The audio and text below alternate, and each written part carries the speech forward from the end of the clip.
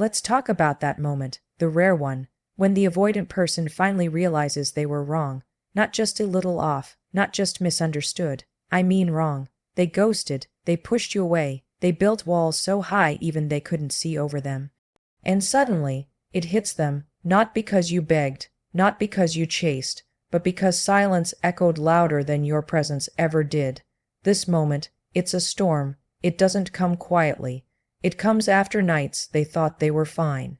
And they're not. It comes when they're surrounded by distractions, yet feel completely empty.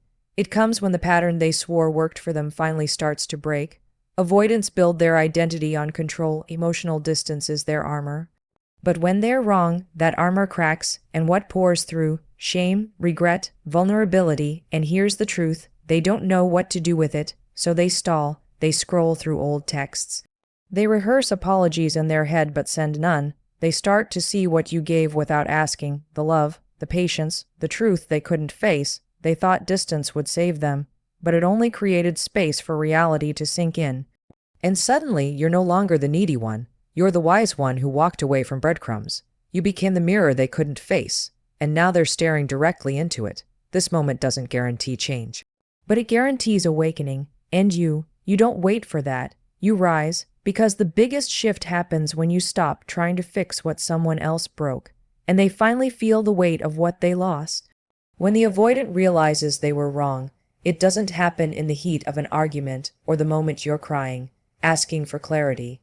It doesn't come when you pour your heart out or chase after them, trying to explain what hurt you.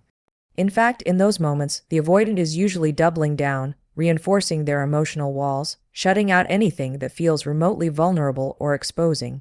Their instinct is to distance themselves from what they perceive as pressure, confrontation, or emotional intensity.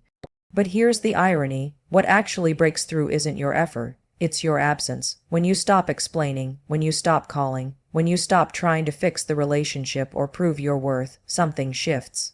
You pull back, not as a game not to manipulate, but because you finally accepted that there's nothing more you can do, and that stillness, that quiet space, it becomes the mirror the avoidant never wanted to face.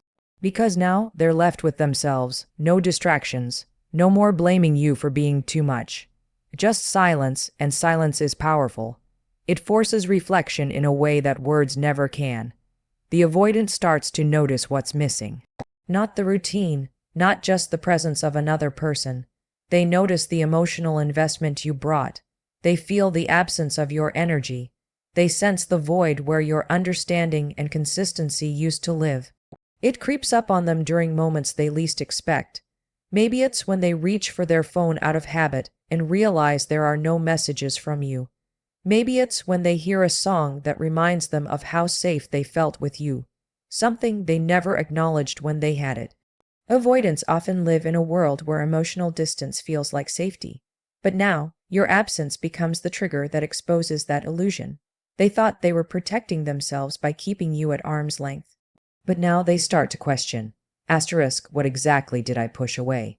Asterisk, and that question is the beginning of their realization. It doesn't erupt like an explosion. It builds quietly, slowly, over time, until they can't deny that the emotional numbness they counted on is now turning into discomfort they can't escape. This internal shift is not caused by you chasing. In fact, it only happens because you stopped. The moment you chose peace over proving yourself, their defense mechanisms lost power.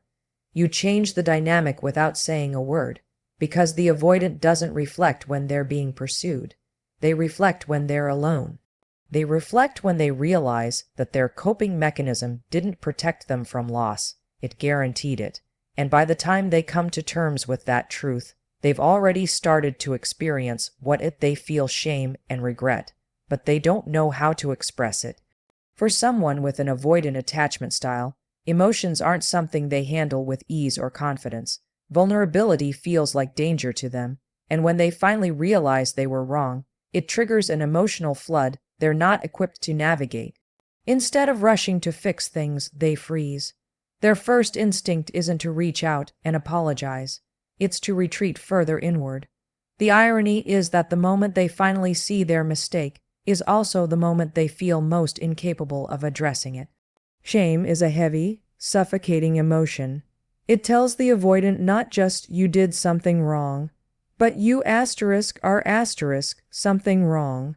When they look back on the way they dismissed your feelings, pushed you away, or acted like they didn't care, they're not just seeing bad decisions, they're confronting a part of themselves they've been avoiding their entire lives.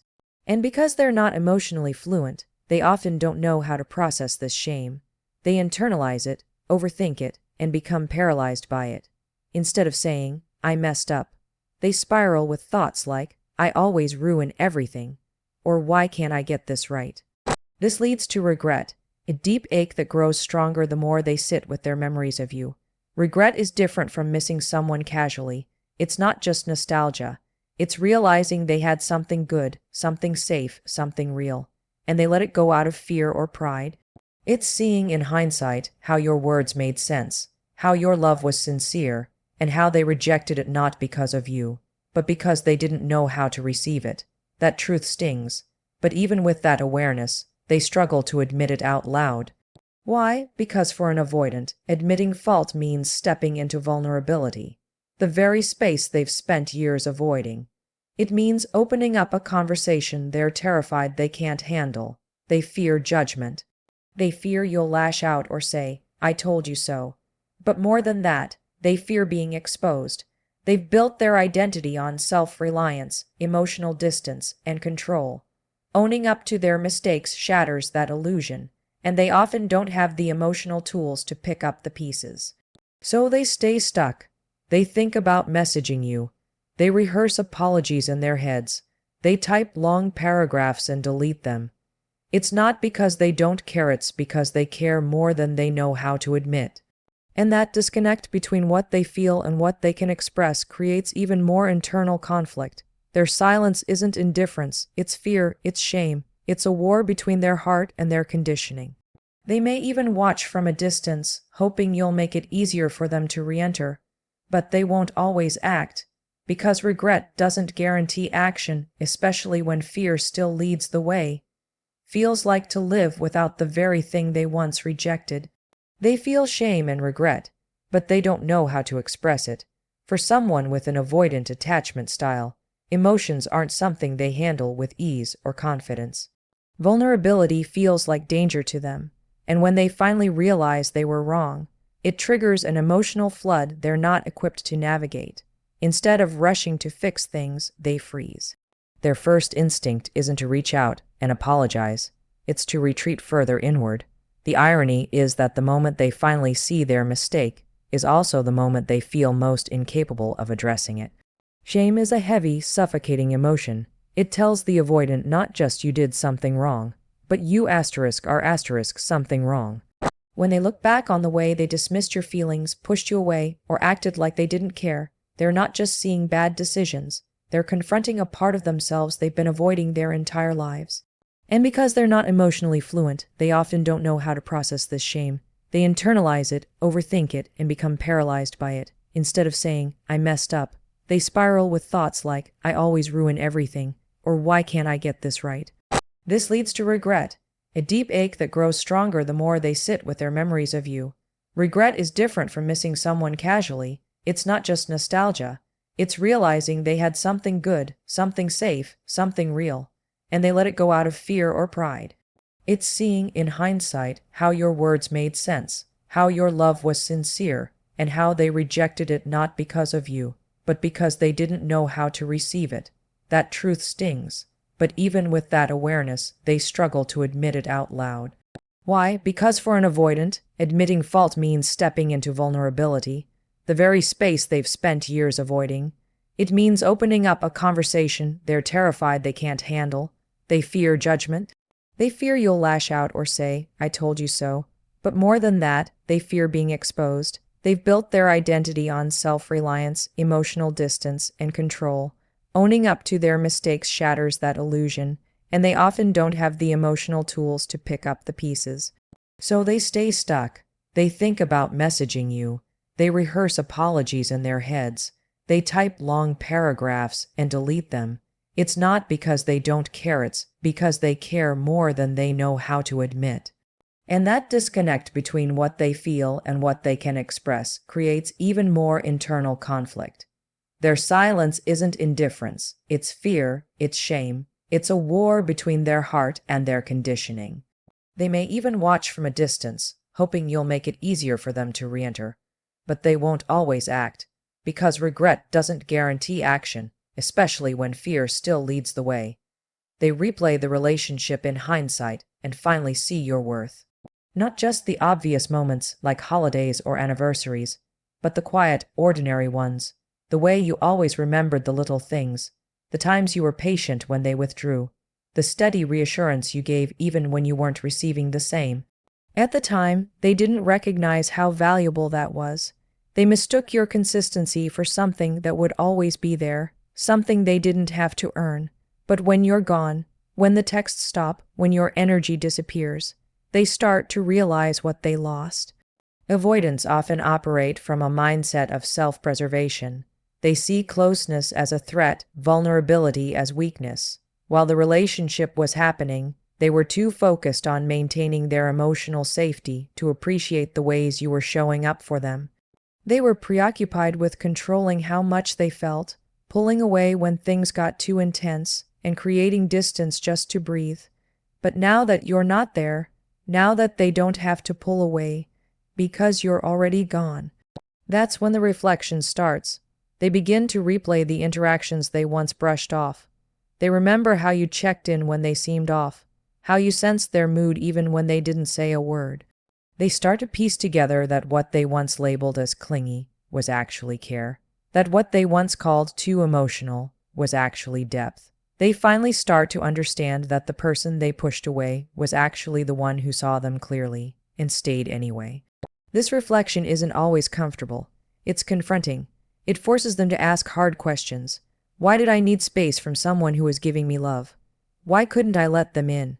What was I so afraid of? And with those questions comes regret, but also clarity. They start to realize that your presence wasn't just comforting, it was rare. The way you listened, the way you showed empathy, the way you didn't give up easily, that wasn't typical. It was a gift they didn't know how to receive until it was no longer available. What makes this reflection even more intense is the realization that you weren't perfect, but you were real. You were honest about your needs, you were willing to grow, you wanted connection, not control. And now, in your absence, they see the imbalance clearly. They see how much emotional labor you did. They see how often you bent to make space for them, while they resisted, pulled back, or shut down. And that realization doesn't fade quickly. It lingers. It shows up when they're with someone else, and that person doesn't offer the same depth. It sneaks in when they feel lonely and remember that they never felt that way with you. The deeper they reflect, the more they recognize that what they had with you wasn't just special. It was something they may never find again unless they face their patterns and evolve. This realization is painful because it breaks their illusion of control. Avoidant individuals often navigate relationships by keeping their emotions at arm's length. They've convinced themselves that staying distant keeps them safe from disappointment, vulnerability, and the messiness of real emotional intimacy. They're experts at minimizing connection, telling themselves they're fine on their own, that needing someone is weakness, and that detachment is strength. But when they realize they were wrong, truly wrong about you, about the relationship, about how they handled it, that illusion begins to collapse, and that collapse is not gentle. Control is the avoidance shield. It's not about power over you. It's about power over their own emotional experience. They believe that if they control how much they feel, how much they let in, how much they give, then they won't get hurt. But once the realization hits, that they pushed away someone genuine, someone who loved them without conditions, they're forced to admit that their strategy didn't protect them. It actually cost them something meaningful. That's where the pain cuts deep. Up until that point, they felt like they had the upper hand. They chose to withdraw. They chose to end things or remain emotionally unavailable. That choice gave them a sense of comfort, a sense of being in charge of their emotional environment. But now they're no longer in control, because regret isn't something you can manage with logic. You can't feel a loss when you finally understand its value. And the avoidant who has spent years, or even a lifetime, keeping emotions neatly boxed up, suddenly has to face a truth that isn't easy to contain. They start to understand that what they feared, being overwhelmed by emotion, being hurt, being seen, is happening anyway. Only this time, it's happening in solitude. The control they clung to didn't prevent the pain, it delayed it, and when it finally shows up, it shows up without the person who once made them feel safe, seen, and accepted. That's the moment they realize that control is an illusion, that emotional distance is not immunity, it's isolation, and it doesn't feel like safety anymore, it feels like regret. This new awareness can shake them to their core. Because it's not just about losing you, it's about realizing that their whole approach to connection may be broken, that the behaviors they thought kept them safe have only led to repeated patterns of loss. That's a terrifying thing to confront. It means admitting they don't have it all figured out. It means admitting that maybe, just maybe, their fear has been running the show all along. And while they may try to retreat to old habits, distractions, denial, rationalizing, the illusion doesn't offer the same comfort it once did. The crack has already formed. The truth has gotten in.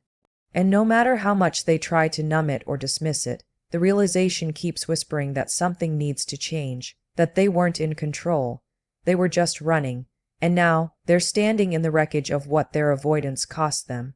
You reclaim your power when you stop chasing and start healing. It's the moment you shift the focus from them back to yourself, not out of anger or revenge, but out of necessity. Because after spending so long trying to reach someone emotionally unavailable, you realize that the pursuit has cost you too much, your energy, your self-worth, your clarity. And when you finally put down the weight of convincing them to see your value, you begin to reconnect with the part of you that forgot you didn't need to prove anything in the first place. Chasing someone avoidant feels like emotional quicksand. The more effort you give, the deeper you sink into confusion and self-doubt. You question your own needs, you shrink your feelings to accommodate their discomfort. You bend over backward, trying not to scare them off, thinking if you just love them enough, they'll finally open up. But they don't, not while you're chasing, because the more you reach, the more they retreat. And that cycle keeps you trapped in a relationship where your emotional needs go unmet, while they remain in control. But healing begins the moment you stop playing that role. When you choose to stop chasing, you're not giving up. You're letting go. You're choosing to no longer abandon yourself in the hopes of being chosen by someone else. You step out of the cycle. You start validating your own emotions instead of waiting for them to do it. You stop trying to decode their silence and start listening to your own truth. That's when you start getting your power back, not just in the relationship, but in your life. This shift doesn't just change your path, it shakes theirs too. Avoidants are used to being pursued. They rely on the dynamic where you overextend while they underdeliver. But when you step away, when you heal without needing closure, you disrupt that pattern. And suddenly, they're the one left sitting with the consequences. They feel the space you used to fill. They feel the absence of your energy, your presence, your care. They might not say it right away, or at all, but they feel it. Because you were the anchor, and now you're not there. But the deeper power isn't in whether or not they notice. It's in the fact that you've outgrown the role that required you to shrink.